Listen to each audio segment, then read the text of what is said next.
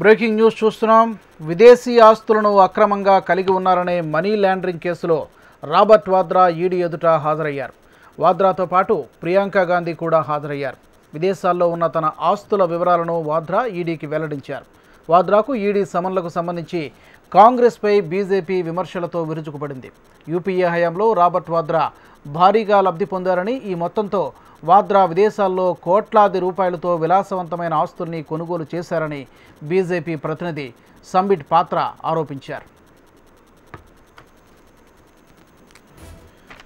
ఇక ఇదే విషయానికి సంబంధించి మరింత సమాచారాన్ని మా రిపోర్టర్ శిరీష్ అందిస్తారు. శిరీష్, చెప్పండి.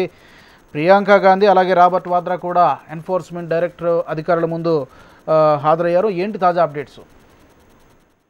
రాజు, కేవలం ఈడీ ముందు రాబర్ట్ వాద్రా మాత్రమే హాజరు కావాల్సింది. కానీ రాబర్ట్ వాద్రాతో పాటుగా ఆయనకు తోడుగా ప్రియాంక గాంధీ కూడా ఈడీ ఆఫీస్కి వచ్చారు. రాబర్ట్ వాద్రాను అక్కడ దించిన తర్వాత ఆమె తిరిగి వెళ్ళిపోవడం కూడా జరిగింది.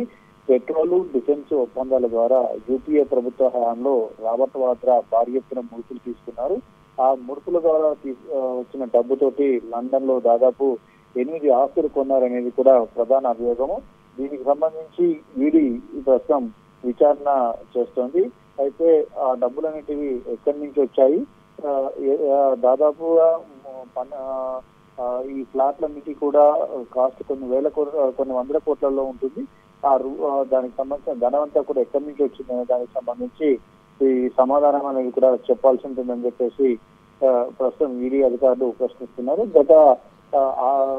గత వారం ఢిల్లీ కోర్టులో ముందస్తు బెయిల్ దాఖలు చేయడం కూడా జరిగింది. విచారణ సందర్భంగా ఈడీ అధికారులు అరెస్టు చేయకుండా ఉండేందుకు తనకు ముందస్తు బెయిల్ ఇవ్వాలని చెప్పేసి యాంటిసిపేటరీ బెయిల్ కోసం రాబర్ట్ వాద్రా దరఖాస్తు చేస్తున్న సందర్భంలో కోర్టు ఒక డైరెక్షన్ ఇవ్వడం కూడా జరిగింది. ఈ నెల 6వ తారీఖున అంటే ఈ రోజు ఈడీ అధికారుల ముందు హాజరయ్యి అధికారులు అడిగే ప్రశ్నలకు సమాధానం చెప్పాల్సిందిగా కూడా కోర్టు సూచించింది. అయితే ఈ నెల 16వ తారీఖు వరకు ఈడీ అధికారులు రాబర్ట్ వాద్రాను ఈ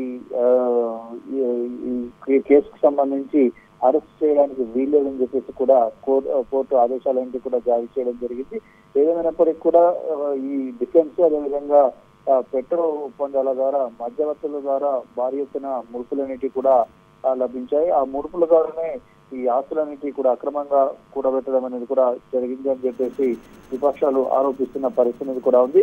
ముఖ్యంగా లండన్ లో చూసినట్లయితే 1.9 మిలియన్ పౌండ్లతోటి ఒక ప్రాపర్టీ అనేది కూడా రాబర్ట్ వాద్రా కొన్నాడు. దానికి సంబంధించి ఈ డిఫెన్స్ పెట్రోల్ ఒప్పందాల ద్వారా లబ్ధి పొందిన ముడుపుదారులు ఆ డబ్బంతా కూడా చెల్లించారని చెప్పేసి కూడా ఇది ప్రధాన అభియోగం కూడా మోపుతోంది. దాంతో పాటుగా ఈ లండన్ లో చూసినట్లయితే ఇంకొక 2 ఇళ్లతో పాటుగా 6 ఫ్లాట్స్ అనేవి కూడా ఉన్నాయి, ఇతర ప్రాపర్టీస్ అనేవి కూడా ఉన్నాయని చెప్పేసి కూడా ఈడీ అధికారులు ఆరోపిస్తున్న పరిస్థితి. వీటన్నిటికీ కూడా రాబర్ట్ వాద్రా సమాధానాలు ఇస్తారు. సమాధానాలు ఇచ్చిన తర్వాత ఆయన తిరిగి ఇంటికి వెళ్ళిపోయే అవకాశం కూడా ఉంది. రాజు, thank you Sirish.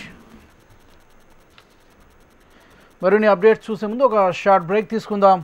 Stay with us.